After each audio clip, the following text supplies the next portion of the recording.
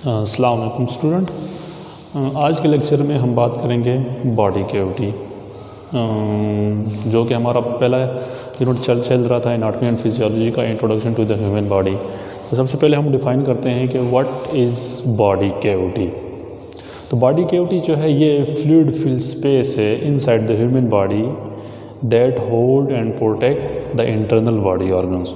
तो simply body cavities क्या हुई, ये फ्लूइड फिल्ड स्पेस हैं बॉडी के अंदर जो बॉडी के ऑर्गन्स को होल्ड करती हैं और उनको प्रोटेक्ट करती हैं। ह्यूमन बॉडी के अंदर 2 मेजर बॉडी कैविटीज़ हैं। नंबर 1 जो है वो dorsal body cavity and ventral body cavity. Dorsal body cavity जैसा कि नेम इंडिकेट कर रहा है, ये लोकेट करेगा dorsal side of the body, back side of the body cavity. जबकि वेंट्रल बॉडी कैविटीज़ जो है ना, ये बॉडी कैविटीज़ लोकेट करेंगी towards Bailey side of the body. अब डॉर्सल बॉडी कैविटीज़ जो है ना, ये मुश्तमिल होती हैं, किससे मिलकर बनी होती हैं? क्रेनियम और वर्टिब्रा से मिलकर बनी होती हैं, ठीक है ना। अब डॉर्सल बॉडी कैविटी की 2 टाइप्स हैं, cranial cavity and vertebral canal, ठीक है। क्रेनियल कैविटी जो है वो होल्ड करता है और प्रोटेक्ट करता है किसकी? ब्रेन की, ठीक है। जबकि वर्टिब्रल कैनाल जो है ये प्रोटेक्ट करता है स्पाइनल कॉर्ड की। अब जो सेकंड टाइप थी बॉडी कैविटी की, वो क्या थी? वेंट्रल बॉडी कैविटी, ठीक है ना। वेंट्रल बॉडी कैविटी जो है ये लोकेट करेगी towards front side of the body, ठीक है।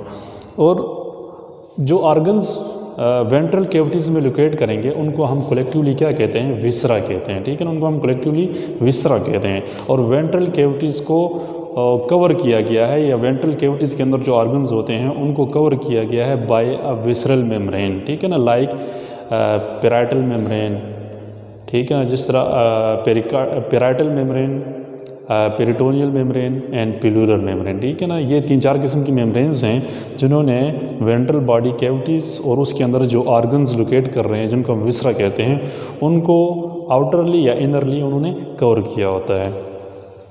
अब हम बात करते हैं वेंट्रल कैविटीज़ को। तो वेंट्रल कैविटीज़ में 3 सब टाइप्स ऑफ कैविटीज़ आती हैं, ठीक है। एक जो है वो thoracic cavities, ventral side of the body locate कर रही है। दूसरी जो है वो एब्डोमिनल कैविटीज़, तीसरी जो है वो पेल्विक कैविटी है, ठीक है। अब एब्डोमिनल कैविटी और पेल्विक कैविटी को हम कंबाइनली क्या कहते हैं? एब्डोमिनो पेल्विक कैविटी कहते हैं, ठीक है। सबसे पहले अब हम बात करेंगे कि थोरेसिक कैविटी। थोरेसिक कैविटी जो है वो मिल के बनी होती है पेरिकार्डियल कैविटी, विसरल कैविटी और मेडिस्टिनम। ये 3 चीज़ों से मिलके थोरेसिक कैविटी बनती है, ठीक है ना। अगर बाउंड्री वॉल की बात करें हम थोरेसिक कैविटी की, तो थोरेसिक कैविटी को पोस्टीरियरली थोरेसिक वर्टिब्रास ने कवर किया होता है, एंटीरियरली स्टर्नम्स और रिब्स ने कवर किया होता है, और इन्फीरियरली डायफ्राम ने इसको सेपरेट किया होता है किससे? एब्डोमिनल कैविटी से। तो ये बाउंड्री वॉल्स थी थोरेसिक कैविटी की। अब थोरेसिक कैविटी में हमने बात की कि ये 3 पार्ट्स से मुश्तमिल है, पेरिकार्डियल कैविटी, विसरल कैविटी और मेडिस्टिनम, ठीक है। अब हम सबको एक एक करके बात करेंगे। सबसे पहले हम बात करते हैं कि पेलुरल कैविटी क्या होती है, ठीक है ना। पेलुरल कैविटी क्या होती है? पेलुरल कैविटी जो है ये मिल के बनी होती है पैराइटल पेलुरा एंड विसरल पेलुरा। अब देखें जिस तरह हमने ये डायग्राम बनाई है किसकी? लंग्स की, ठीक है ना। अब लंग्स को आउटरली एक डबल लेयर ने कवर किया होता है जिसको हम क्या कहते हैं? पेलुरल कैविटी कहते हैं। अब इस डबल लेयर में से जो आउटर लेयर है उसको हम क्या कहते हैं? पैराइटल पेलुरा कहते हैं। और जो इनर लेयर है जिसने लंग्स को कवर किया होता है उसको हम क्या कहते हैं? विसरल पेलुरा कहते हैं, ठीक है ना। अब इन 2 पैराइटल पेलुरा और विसरल पेलुरा के दरमियान ये क्या है? ये स्पेस होती है, उसको हम क्या कहते हैं? पेलुरल कैविटी कहते हैं, ठीक है। इसके अंदर क्या होता है? सीरस फ्लूइड होता है, ठीक है ना। उस सीरस फ्लूइड का काम क्या होता है? सीरस फ्लूइड का ये एक्ट एज ए लुब्रिकेंट, ये लुब्रिकेंट के तौर पे काम करता है और जो सरफेस टेंशन होती है उसको रिड्यूस करता है, जिसकी वजह से लंग्स जो है ना वो इजीली मूव कर सकते हैं ड्यूरिंग इंस्पायरेशन एंड एक्सपायरेशन। तो ये क्या थी? पेलुरल कैविटी थी। अब दूसरी हम बात करते हैं, ठीक है ना। अब ये जो 2 लंग्स हैं, इन लंग्स के दरमियान क्या पाया जाता है? हार्ट पाया जाता है, ठीक है ना। अब दूसरी बात हम करते हैं पेरिकार्डियल कैविटी। अब इसी तरह अगर हम हार्ट को देखें तो हार्ट को भी बाहर से एक डबल लेयर मेम्ब्रेन ने कवर किया होता है। इसी तरह जो हार्ट की जो बाहर वाली मेम्ब्रेन होती है उसको हम क्या कहते हैं, पैराइटल पेरिकार्डियम कहते हैं, ठीक है ना। और जिस इनर वाली लेयर जिसने बिल्कुल हार्ट को कवर किया होता है उसको हम क्या कहते हैं, विसरल पेरिकार्डियम कहते हैं, ठीक है ना। इस पैराइटल पेरिकार्डियम आउटर वाली लेयर और इनर वाली लेयर विसरल पेरिकार्डियम के दरमियान में क्या होती है, स्पेस होती है। इस स्पेस में भी क्या होता है, सीरस फ्लूइड होता है जिसका फंक्शन सेम होता है एज लंग, ठीक है ना। ये एक्ट करता है एज ए लुब्रिकेंट और सरफेस टेंशन को रिड्यूस कर देता है, जिसकी वजह से हार्ट जो है ना वो इजीली मूव कर देता है, ठीक है ना। तो ये बात हो गई थोरेसिक कैविटी के अंदर। प्लूरल कैविटी की हमने बात की जो लंग्स के इर्द गिर्द होती है और उसमें लंग्स आते हैं, और पेरिकार्डियल कैविटी, ठीक है ना। पेरिकार्डियल कैविटी में हमने कहा था कि हार्ट को आउटरली डबल मेम्ब्रेन लेयर ने कवर किया होता है। आउटर मेम्ब्रेन को हम पैराइटल पेरिकार्डियम कहते हैं और इनर मेम्ब्रेन को हम विसरल पेरिकार्डियम कहते हैं, और इन दोनों के दरमियान स्पेस होता है जिसको हम पेरिकार्डियल कैविटी कहते हैं। और उसके अंदर फ्लूइड होता है जिसको हम सीरस फ्लूइड कहते हैं। स्मॉल अमाउंट ऑफ फ्लूइड होता है जो एक्ट करता है एज ए लुब्रिकेंट और रिड्यूस करता है सरफेस टेंशन, जिसकी वजह से हार्ट इजीली मूव कर सकता है।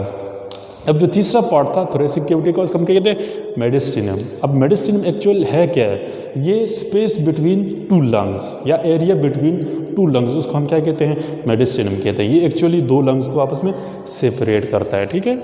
अब मेडिस्टिनम के अंदर क्या होते हैं, मेडिस्टिनम के अंदर मेडिस्टिनम को हमने 3 पार्ट्स में डिवाइड किया है। एंटीरियर पार्ट्स आगे वाले साइड पे, मीडियल पार्ट सेंटर वाला पार्ट और पोस्टीरियर पार्ट बैक साइड वाला पार्ट, ठीक है।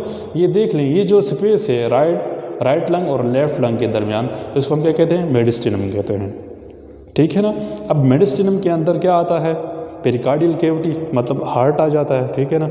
इसके अलावा इसके अंदर क्या आता है, थाइमस ग्लैंड आ जाता है। इसके अलावा इसके अंदर ट्रेकिया और एसोफेगस, ये किस में आते हैं, मेडिस्टिनम के अंदर आते हैं, ठीक है।